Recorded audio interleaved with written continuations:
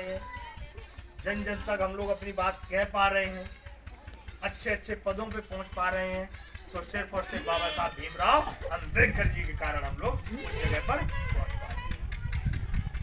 अगर परम पूज्य बाबा साहब भीमराव अंबेडकर ऐसा संविधान न लिखते तो हजारों साल पहले जो संविधान चलता था वो संविधान था मनुस्मृति, और मनुस्मृति जो संविधान था वो असमानता पर आधारित था।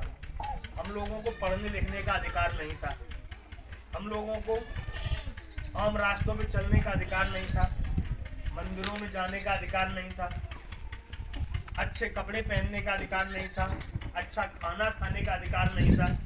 तो जब ये अधिकार नहीं थे तो हम लोगों का जीवन पशुओं से बदतर जीवन था। उस नरक की दशा को भोगकर हम लोग आज इस स्थान पे अगर पहुंच पाए हैं तो नए संविधान और परम पूज्य बाबा साहब भीमराव अंबेडकर जी के कारण हम लोग यहाँ पर पहुंच पाए। बाबा साहब भीमराव अंबेडकर जी सन 1891 में 14 अप्रैल के दिन मऊ छावनी में जब उनका जन्म होता है तो परम पूज्य बाबा साहब भीमराव अंबेडकर जी के जन्म के समय बहुत खुशियां मनाई जाती हैं। उनके पिता की वो 14वीं संतान थे, तो उनके पिता अंग्रेजी सेना में सूबेदार थे।